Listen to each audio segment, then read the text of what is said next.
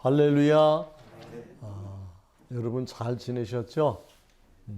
오늘은 제15과 복 있는 사람이라는 제목으로 말씀을 전하겠습니다.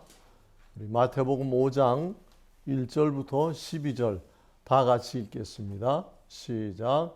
예수께서 무리를 보시고 산에 올라가 앉으시니 제자들이 나아온지라 입을 열어 가르쳐 이르시되 심령이 가난한 자는 복이 있나니 천국이 그들의 것이며 애통하는 자는 복이 있나니 그들이 위로를 받을 것이며 온유한 자는 복이 있나니 그들이 땅을 기업으로 받을 것이며 의에 줄이고 목마른 자는 복이 있나니 그들이 배부를 것이며 긍휼히 여기는 자는 복이 있나니 긍휼히 여김을 받을 것이며 마음이 청결한 자는 복이 있나니 그들이 하나님을 볼 것이며 화평하게 하는 자는 복이 있나니 그들이 하나님의 아들이라 일컬음을 받을 것이며 의를 위하여 박해를 받은 자는 복이 있나니 천국이 그들의 것임이라.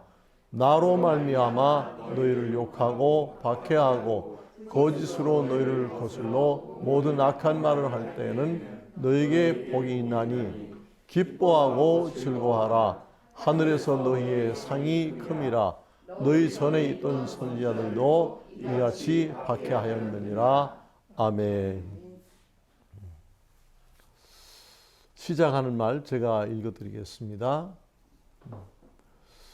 예수님을 믿지 않는 사람들은 이 세상에서 건강하게 오래 사는 것과 성공하여 부자가 되는 것 등을 복 있는 삶이라고 말합니다. 그러나 성경은 물질적인 것보다는 영적인 면이 더욱 중요하며 예수님을 믿어 부활신앙과 천국 소망을 가지고 있는 사람이 참으로 복된 사람이라고 가르쳐 주셨습니다. 여러분들은 어떤 사람이 복 있는 사람 같습니까? 이 시작하는 말에 세상 사람들이 어떤 복의 기준을 적어 놓았고, 그리고 또 이제 믿음의 사람들, 예수를 믿고 거듭난 사람들이 생각하는 복을 적어 놓았습니다. 바라기는 여러분들이 정말 자신이 참 복 있는 사람이라는 그런 확신을 가지고 살아가심으로 인해서 이 힘들고 어려운 세상에서 위축되지 않고 비관하지 않고 늘 항상 기뻐하고 쉬지 않고 기도하고 범사에 감사하는 그런 사람들, 그런 삶을 사는 사람들 되시기를 축복합니다. 네. 1번 보겠습니다. 예수께서 심령이 가난한 자, 마음이 겸손하여 주님을 영접하는 자에게는 어떤 복을 약속하셨습니까? 네. 마태복음 5장 3절 같이 읽겠습니다. 시작. 심령이 가난한 자는 복이 있나니 천국이 그들의 것이며. 네, 예수님께서 8가지 복을 말씀하셨는데 마태복음 5장에서 그 중에 첫 번째 복을 말씀하신 게 심령이 가난한 자는 복이 있나니 천국이 그들의 것임이라 이렇게 말씀하셨어요. 심령이 가난한 사람을 아까 제가 어떻게 설명했죠? 마음이 겸손하여 주님을 영접하는 사람이라 그랬어요. 여러분, 마음이 겸손하지 않은 사람은 절대로 예수님을 구주로 영접할 수가 없어요. 지난번에 우리 니고데모라는 사람 목사님이 전해주었죠? 설교 시간에. 그 니고데모라는 사람은 자기가 유대교의 지도자다, 바리새인이다, 이런 자세를 가지고 예수님 앞에 나왔어요. 근데 아무래도 예수님이 하시는 일들이 좀 예사롭지 않은 거예요. 하나님이 함께 하시지 않으면 그런 일을 할 수 없는데, 그래서 이 사람은 예수님을 믿으려고 나온 게 아니라 예수님을 한번 알아보려고, 테스트하려고 그런 마음으로 나왔어요. 그래서 그 긴 낮 시간에 안 오고 밤중에 깜깜할 때 몰래 왔던 거예요. 깜깜할 때 몰래 오는 사람들은 밤손님이에요. 밤손님. 나쁜 짓 하려고 오는 사람들이 많아요.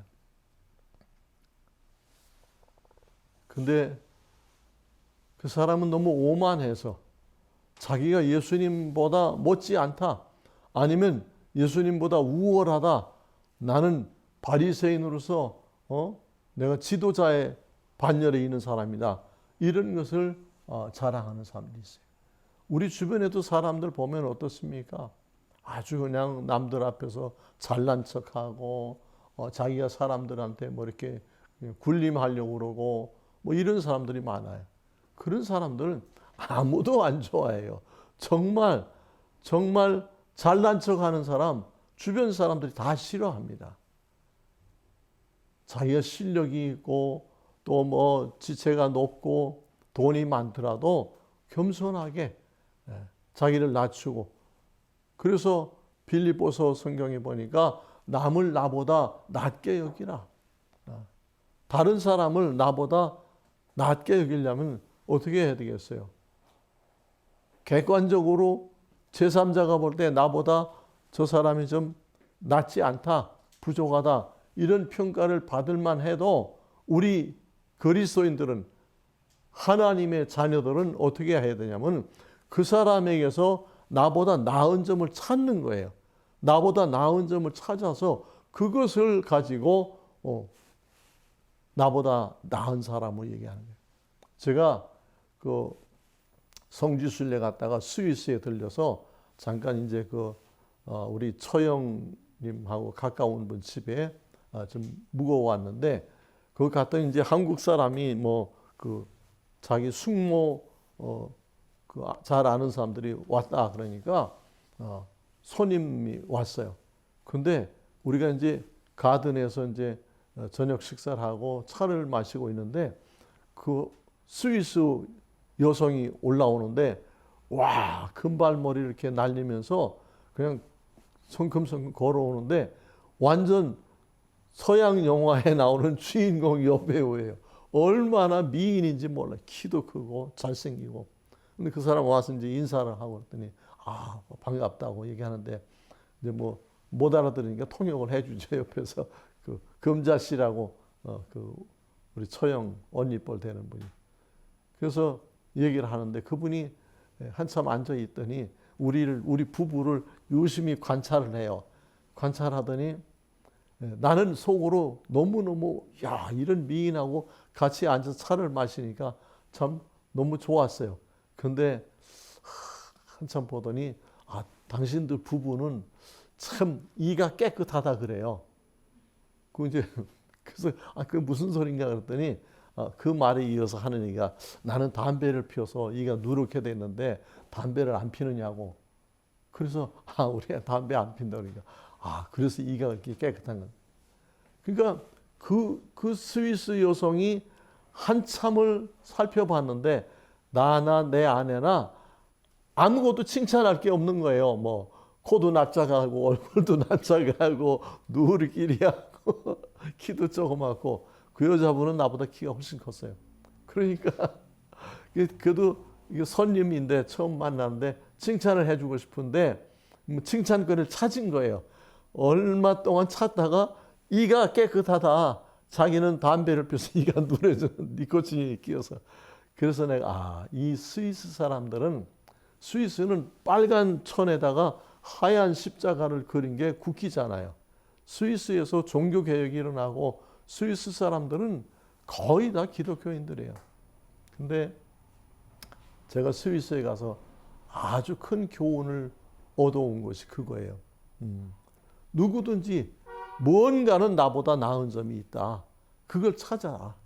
그래서 야, 너는 왜 그렇게 생겼냐? 키도 조그맣고 얼굴도 노랗고. 이렇게 말하면 제가 어떻게 너무 기분 나쁘지 않겠어요. 근데 그 아름다운 여성이 우리 부부를 관찰을 하고 나서 꽤 한참 시간이 걸렸어요. 그러고 났는데 하는 얘기가 이가 하얗다고. 이 하얗다고 칭찬받았어, 제가 살면서. 아, 참. 여러분 주변에 있는 사람들의 좋은 점, 장점을 찾으세요. 그리고 그분들을 그것을 칭찬해주고 그 부분을 높여주고 그렇게 사세요. 그러면 지금 제가 벌써 거기 갔다 온 지 한 20년 됐나요? 그런데 아직도 그분의 그 모습이 선해요. 나같이 노란 황인종 한국에서 온 사람을 칭찬해주는 그때 그 모습이 눈에 선하게 보이는 듯해요. 여러분들도 누군가에게 좋은 이미지를 심는 그런 삶을 사세요. 여러분 친구든지 친척이든지 뭐 누구든지 여러분들이 그 사람의 장점을 집어서 칭찬해 줄 때 그 사람이 오래도록 기억하고 고마워할 것입니다. 그 마음이 겸손해야 돼요. 마음이 겸손하지 않으면 예수님을 구세주로 영접할 수가 없어요. 그래서 예수님이 뭐라고 했어요? 누구든지 나를 따라오려거든 자기를 부인하고 자기 십자가를 지고 나를 쫓을 것이니라. 이것이 기독교의 첫 출발을 얘기하시는 거예요. 내가 돈이 많은 사람이야. 나는 공부를 많이 한 사람이야. 뭐 이런 것을 자랑하려고 예수님 앞에 나오면 그 사람은 절대로 예수님을 믿을 수가 없어요. 예수님을 믿는다는 건 뭐예요? 그 순간부터 그 사람은 예수님의 종이 되는 거예요. 예수님을 주님이라고 부른다는 것은 예수님은 나의 구세주이십니다. 내 영원한 생명의 은인이십니다. 이걸 이야기하는 거예요. 예수님 보고 주님 그러는 것은 그걸 고백하는 거예요. 그 말 속에 그게 다 들어가 있는 거예요. 근데 예수님 앞에 잘난 척 하려고 교만을 떠려고 나오면 어떻게 그 예수님께 주님이라고 부를 수 있겠어요? 우리가 예수님을 믿으려면 가장 맨 먼저 해야 되는 자세가 심령이 가난해져야 돼요. 겸손한 마음을 가지고 주님을 구세주로 영접하는 그런 여러분 되시기를 축복합니다. 네. 2번. 사랑의 예수님께서 애통하는 사람, 자기 죄를 회개하며 우는 사람에게는 어떤 약속을 하셨습니까? 네. 4절 시작. 애통하는 자는 복이 있나니 그들이 위로를 받을 것이며. 여러분, 애통한다는 것은 그냥 눈물을 훌쩍거리는 게 아니에요.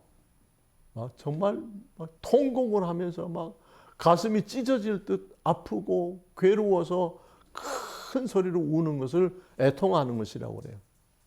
그 애끓는 그런 통곡, 그 애끓는다는 것은 창자가 끊어지는 것처럼 아픈 그런 아픔을 겪는다는 그런 말이거든요. 근데 뭐 그렇게 우는 사람이 복이 있어 보입니까? 웃는 얼굴로 노래를 하고 찬양을 하고 춤을 추고 이런 사람이 복이 있어 보이지, 그렇게 슬프게 아주 애간장이 끊어지듯이 그렇게 슬프게 우는 사람은 복이 있다고 생각하는 사람이 별로 없을 거예요. 근데 왜 예수님은 애통하는 자는 복이 있나니 그들이 위로를 받을 것이며, 여기에 방점이 있어요. 그러니까 이 사람이 애통하는 것은 뭐냐면 자기가 지었던 죄를 슬퍼하면서 자기가 지은 죄를 회개하면서 주님, 제가 죄인입니다. 십자가의 은혜를 받고도 이런 죄를 졌습니다. 그렇게 못된 죄인입니다. 저의 죄를 용서해 주시옵소서.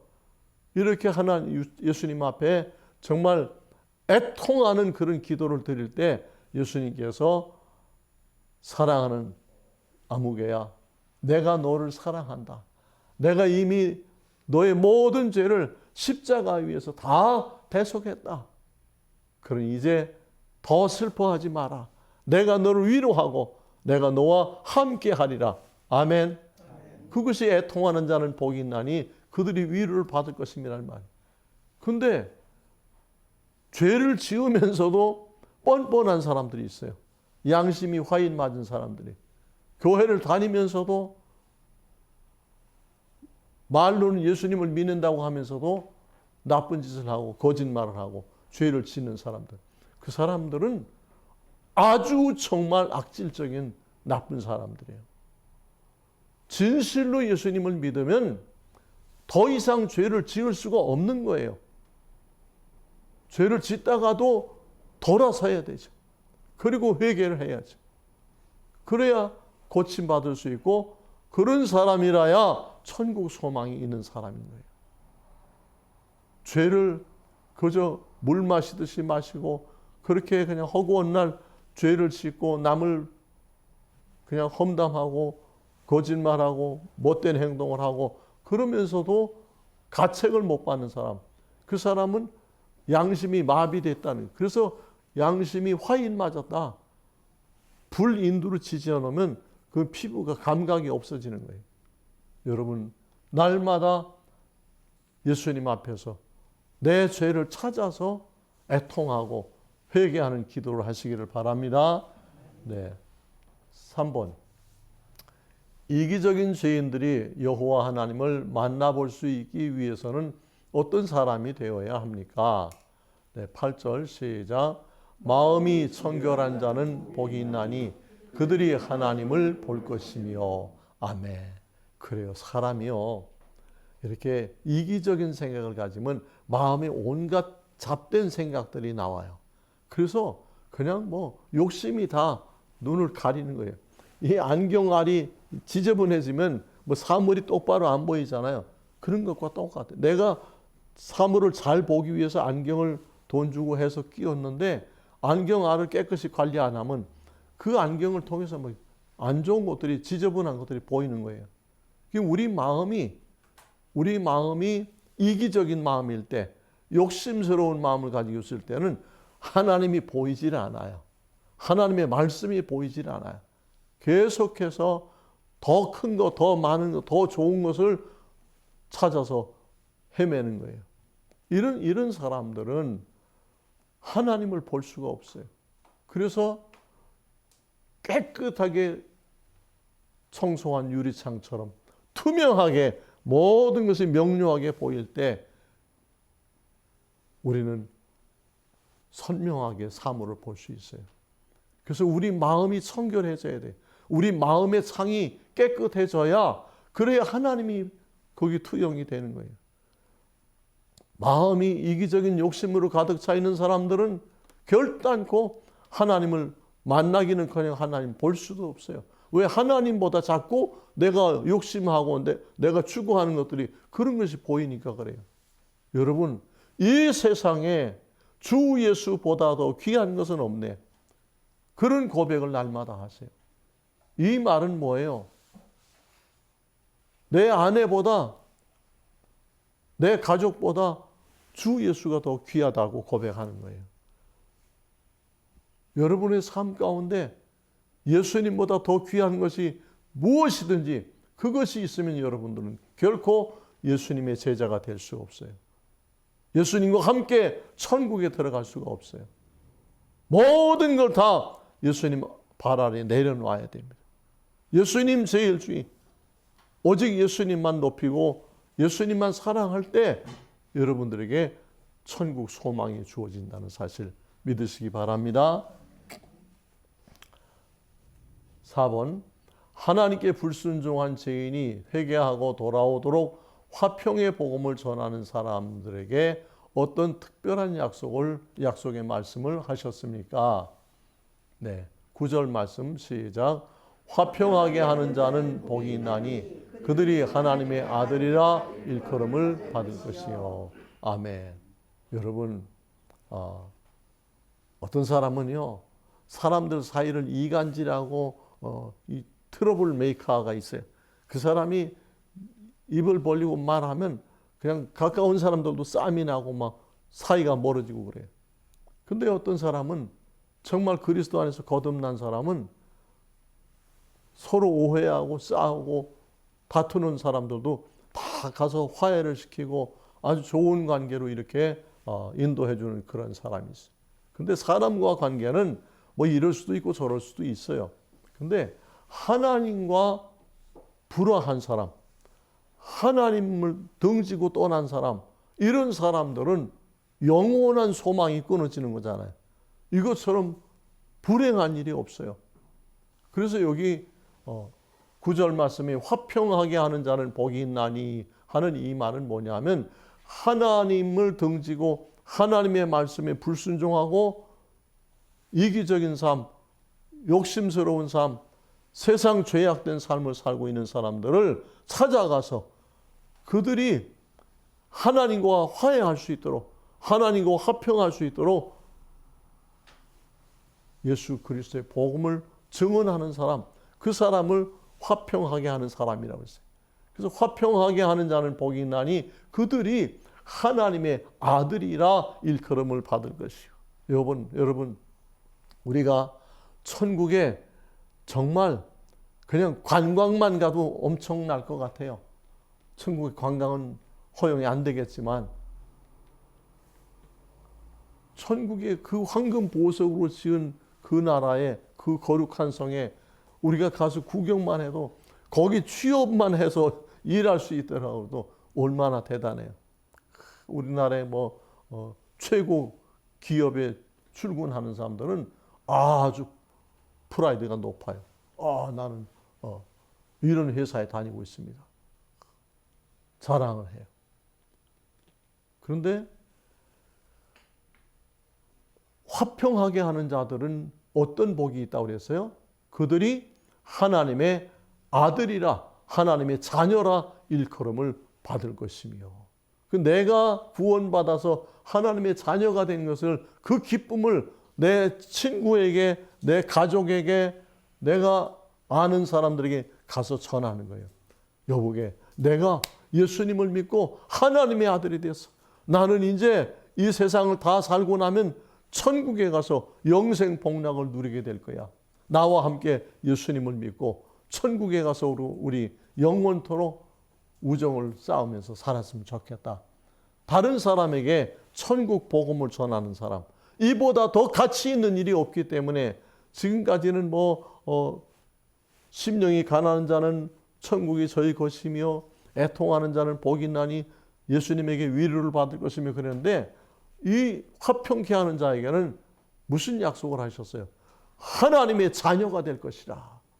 천국의 왕자와 공주가 되어서 산다는, 이런 확신을 가져야 예수 믿는 사람들이 지치지를 않아요. 어떤 어려움이 오고 어떤 시험이 오더라도 포기할 줄 모르는 거예요.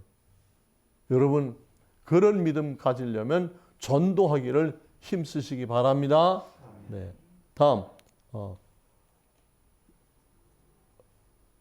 밑에 다니엘서 12장 3절 다 같이 시작. 많은 사람을 옳은 대로 돌아오게 한 자는 별과 같이 영원토록 빛나리라. 할렐루야. 여러분, 많은 사람들을 하나님께 돌아오도록 전도하는 사람은 마치 밤하늘에 영롱하게 빛나는 별과 같이, 근데 그 빛이 영원토록 빛나리라. 할렐루야. 천국에 가면 우리가 영원토록 빛나는 별과 같은 삶을 살 거예요. 이 땅에서 전도를 많이 한 사람은 더 크게 빛날 것이고, 그렇지 못한 사람은 다소 좀 적게 빛날 수도 있겠죠. 어쨌든 전도하는 일에 여러분의 모든 삶의 1순위를 삼으세요. 그것이 복된 삶이에요. 영원한 복을 받는 겁니다. 다음 5번. 예수님을 믿고 천국 복음을 전하기 위해 세상에서 박해를 받는 사람들에게 주님께서 어떤 약속을 하셨습니까? 네, 11절 12절입니다. 시작. 나로 말미암아 너희를 욕하고 박해하고 거짓으로 너희를 거슬러 모든 악한 말을 할 때에는 너희에게 복이 있나니 기뻐하고 즐거워하라. 하늘에서 너희의 상이 큼이라. 너희 전에 있던 선지자들도 이같이 박해하였느니라. 여러분, 예수님께서 무슨 말씀을 하십니까? 너희들이 그렇게 하나님의 말씀을 믿고 천국 소망을 가지고 살지만, 그러나 나를 믿고 예수를 믿었다는 이유 때문에, 너희들이 천국을 소망한다는 그것 때문에 세상에서는 사탄의 종들에 의해서 박해를 받고 고난을 받고 옥에도 갇히고 죽임을 당할 수도 있다. 그러나 그것으로 인해서 기뻐하고 즐거워하라. 하늘에서 너희의 상이 큽니다. 너희 전에 있던 선지자들도 이같이 박해를 당했느니라. 여러분, 우리나라에도 예수 믿는다는 이유 때문에 순교하신, 박해를 받고 순교하신 그런 믿음의 선배들이 계십니다. 그분들은 참 젊은 나이에 주기철 목사님, 손양원 목사님 이런 분들이 젊은 나이에 예수 믿는다는 이유 때문에 순교를 당해서 생을 얼마 살지 못하고 마감하셨어요. 그러나 그분들이 돌아가신 지가 100년이 되어도 아직까지도 모든 기독교인들에게 존경을 받고 칭송을 받는 것입니다. 여러분, 이 세상은 밤의 경점과 같다면서요. 인생의 일생은 밤의 경점, 초침이 착각하는 이 순간 찰나와 같다는 거예요. 천국의 영원한 세계에 비하면 우리의 70년, 80년 인생은 밤의 한 경점과 같아요. 착각하는 순간에 불과한 거예요. 근데 그 순간의 삶에 우리가 예수 그리스도를 위해서, 이 복음을 위해서 살면은 천국에서 영원토록 빛나는 별과 같은 그런 영광을 누리며 산다는 약속, 여러분 꼭 믿으시기를 축복합니다. 기도하시겠습니다. 하나님 아버지, 참 감사합니다. 용기를 주시니 감사합니다. 아니, 영원한 축복의 약속을 주시니 너무너무 진실로 감사드립니다. 오늘 이 말씀을 듣는 모든 사람들이 그런 기쁨과 감사로 나가게 하여 주옵소서. 우리가 사는 세상 어차피 힘든 세상입니다. 한 세상 살면서 우리는 원치 않는 어려움도 당하고 질병도 앓고 또 사고도 당하는 일이 많이 있습니다. 그러나 천국 소망을 가졌기 때문에 우리는 그런 것 때문에 슬프지 않고 불행하지 않고 날마다 항상 기뻐하고 범사에 감사하며 사는 그런 복된 심령들 다 되게 하여 주옵소서. 우리 소년원의 사랑하는 학생들에게도 이런 믿음을 주셔서 저들이 환경과 처지를 초월하는 그런 기쁨, 그런 믿음을 가지고 살게 하여 주시옵소서. 감사드리며 예수님의 이름으로 기도하옵나이다. 아멘.